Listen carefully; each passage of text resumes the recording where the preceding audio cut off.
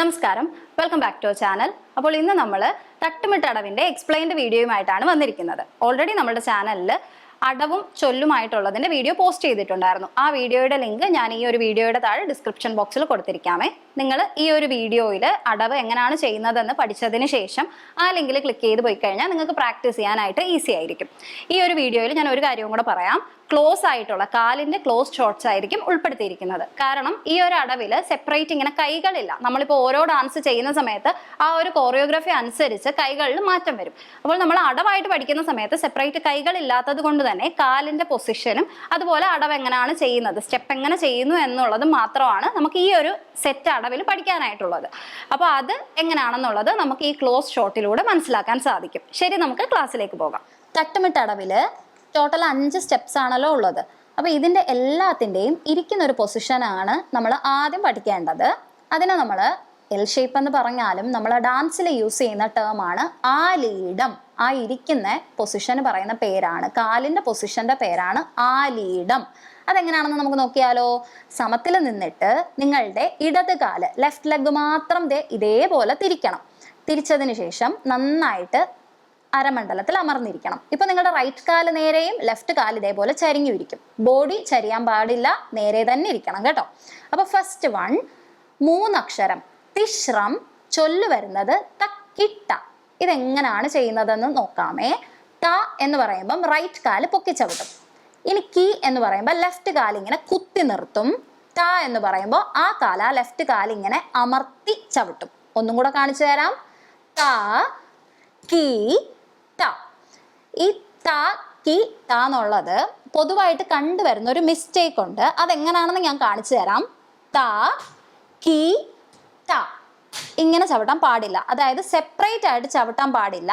ആ സെക്കൻഡും തേർഡും സ്റ്റെപ്പ് എന്ന് പറയുന്നത് സെക്കൻഡ് സ്റ്റെപ്പ് കുത്തി നിർത്തിയതിന് ശേഷം ആ തേർഡ് സ്റ്റെപ്പ് ആ കാൽ അങ്ങനെ തന്നെ അങ്ങ് പ്രസ് ചെയ്യുകയാണ് ചെയ്യുന്നത്. ഇപ്പൊ എല്ലാവർക്കും മനസ്സിലായി കാണുമെന്ന് വിശ്വസിക്കുന്നു. അപ്പൊ നമുക്കൊന്ന് ചേർത്ത് ചെയ്ത് നോക്കാമേ. ഥളങ്കു ഥെക്കു തക്ക തക്ക തഥിങ്കിണ തോം ത കി ത ത കി ത ത കി ത കിണ്ണ തോം. ഇനി അടുത്തത് വരുന്നത് രണ്ടാമത്തെ സ്റ്റെപ്പ് എന്ന് പറയുന്നത് 4 അക്ഷരം ചതുരശ്രം ചൊല്ലു വരുന്നത് തക്ക ധി മി. ഇതേ കാല് ആലീഡം പൊസിഷനിൽ തന്നെ വെച്ചിട്ട് നമ്മുടെ തക്കിട്ടയുമായിട്ട് ചെറിയ ഒരു വ്യത്യാസം മാത്രമേ ഉള്ളൂ കേട്ടോ. അതെന്താണെന്ന് ഞാൻ പറഞ്ഞുതരാം. ഫസ്റ്റ് നമ്മൾ റൈറ്റ് കാല് പൊക്കി ചവിട്ടിയിട്ട് ആ കാല് അവിടെ വെച്ച് തന്നെ ഒന്നും കൂടെ ഒന്ന് പ്രസ് ചെയ്യും ഇതേപോലെ. ഇനി ലാസ്റ്റ് 2 സ്റ്റെപ്പ് നമ്മൾ നേരത്തെ തക്കിട്ടയിൽ ചെയ്ത അതേപോലെ തന്നെ കേട്ടോ. അപ്പൊ ഇതെങ്ങനെയാണെന്ന് മനസ്സിലായോ? ഒന്നും കൂടെ കാണിച്ചു തരാം. ത ക ധി മി. ഇത് മനസ്സിലായല്ലോ. ആദ്യം ഒരു ചവിട്ട് ചവിട്ടിയതിന് ശേഷം ആ കാല് അവിടെ വെച്ച് തന്നെ പ്രസ് ചെയ്യണം, സെപ്പറേറ്റ് ആയിട്ടല്ല കേട്ടോ ചവിട്ടുന്നത്. അപ്പൊ ഇത് നമുക്ക് ചേർത്ത് ചെയ്ത് നോക്കിയാലോ. ഥളങ്കു ഥെക്കു തക്ക തക്ക തഥിങ്കിണ തോം ത ക ധി മി. ത ക ധി മി. ത ക ധി മി. തക്ക തഥിം കിണ്ണ തോം. ഇനി മൂന്നാമത്തത് വരുന്നത് 5 അക്ഷരം ഖണ്ഡം. അതിന്റെ ചൊല്ലു വരുന്നത് തക്ക തക്കിട്ട.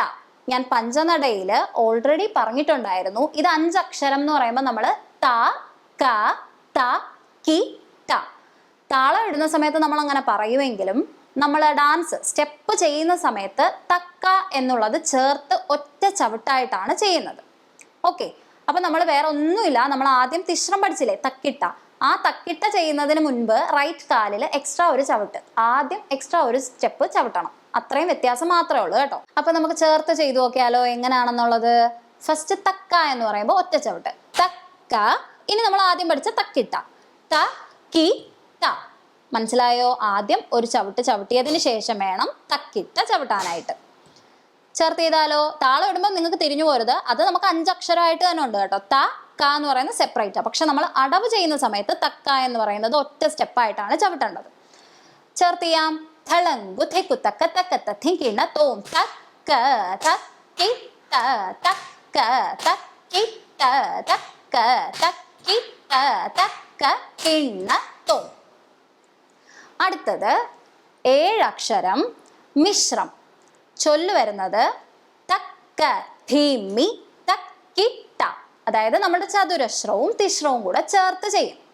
ആദ്യം തക്കത്തിമി കളിക്കും, എന്നിട്ട് തക്കിട്ട കളിക്കും. ഇത് രണ്ടും എങ്ങനെയാണ് ചെയ്യുന്നത് എന്നുള്ളത് നമുക്കറിയാമല്ലോ. അപ്പോൾ അത് നമ്മൾ ചേർത്തങ്ങ് ചെയ്താൽ മതി.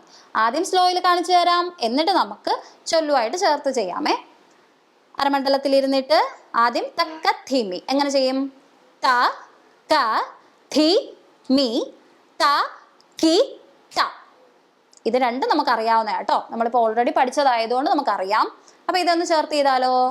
തളങ്കു തെക്കു തക്ക തക്കത്ത തിങ്കിണ തോം തക്ക ധീമി തക്കി ത തക്ക ധീമി തക്കി ത തക്ക ധീമി തക്കി ത തക്ക ധീമി കിണ്ണ തോം. ഇനി തട്ടുമിട്ടടവിലെ ലാസ്റ്റ് അടവായിട്ടുള്ള സങ്കീർണം, അതായത് 9 അക്ഷരം വരും. ചൊല്ലു വരുന്നത് തക്ക ധീമി തക്ക തക്കി ത. എന്തൊക്കെയാണ് കമ്പൈൻഡ് ആയിട്ട് വന്നിരിക്കുന്നത്? ചതുരശ്രവും ഖണ്ഡവും മിക്സ് ആയിട്ട് വരും. ഇതിലും ഇതേപോലെ തന്നെ 9 അക്ഷരം വന്നത് എങ്ങനെയാണ്? ത ക ധി മി ത ക ത കി ത. ഇവിടെയും തക്ക തക്കിട്ടയിൽ നമ്മൾ തക്ക ഒറ്റയായിട്ടാണ് കേട്ടോ ചവിട്ടുന്നത്. താളം ഇടുന്ന സമയത്ത് മാത്രമേ അത് രണ്ടായിട്ട് കണക്കാക്കത്തുള്ളേ.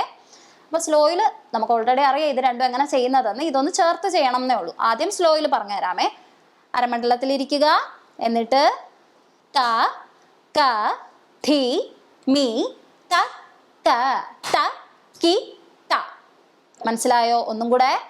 ത ക ധി മി ത ക ത കി ത. ചേർത്ത് ചെയ്താലോ ചൊല്ലുമായിട്ട്? തളങ്കു തെക്കു തക്ക തക്കത്ത തിങ്കിണ തോം തക്ക ധീമി തക്ക തക്കി ത തക്ക ധീമി തക്ക തക്കി ത തക്ക ധീമി തക്ക തക്കി ത തക്ക ധീമി തക്ക കിണ്ണ തോം.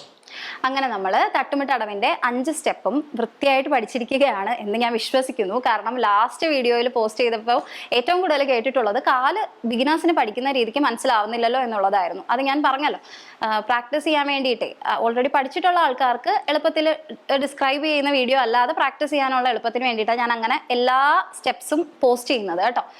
ഇങ്ങനെയുള്ള വീഡിയോസ് എന്ന് വെച്ചാൽ, അതായത് എക്സ്പ്ലെയിൻഡ് വീഡിയോ, ട്യൂട്ടോറിയൽ വീഡിയോസ് വരുമ്പോഴത്തേക്കും ബിഗിനേഴ്സിന് ഹെൽപ്ഫുൾ ആയിരിക്കും. ഓക്കെ, അപ്പോൾ ഈ ഒരു വീഡിയോയിൽ എല്ലാവർക്കും കാല് മനസ്സിലായി കാണുമെന്ന് വിശ്വസിക്കുന്നു. നമ്മൾ ഒരു 5th ഇതായിട്ട് നിങ്ങൾ പഞ്ചനടയെന്ന് ടൈപ്പ് ചെയ്ത് കൊടുത്താൽ മതി കേട്ടോ. നമ്മളുടെ ചാനലിലുണ്ട് പഞ്ചനടയിൽ താളത്തിൻ്റെ തിയറി. അതായത് ആ താളത്തിൻ്റെ തിയറി കറക്റ്റായിട്ട് മനസ്സിലാക്കുവാണെങ്കിൽ നിങ്ങൾക്ക് ഈ ഒരു തട്ടുമിട്ടടവിൻ്റെ ചൊല്ലും അതുപോലെ തന്നെ താളവും നിങ്ങൾക്ക് സംശയമില്ലാതെ ഈസി ആയിട്ട് ചെയ്യാൻ പറ്റും. പുതിയൊരു വീഡിയോയുമായിട്ട് ഉടനെ എത്താം. അതിനു മുൻപ് നമ്മുടെ ചാനൽ ആദ്യമായിട്ട് കാണുന്നവരുണ്ടെങ്കിൽ ദയവായി സബ്സ്ക്രൈബ് ചെയ്യുക, കൂടെ കാണുന്ന ബെല്ലൈക്കൺ അമർത്തുക. ബൈ.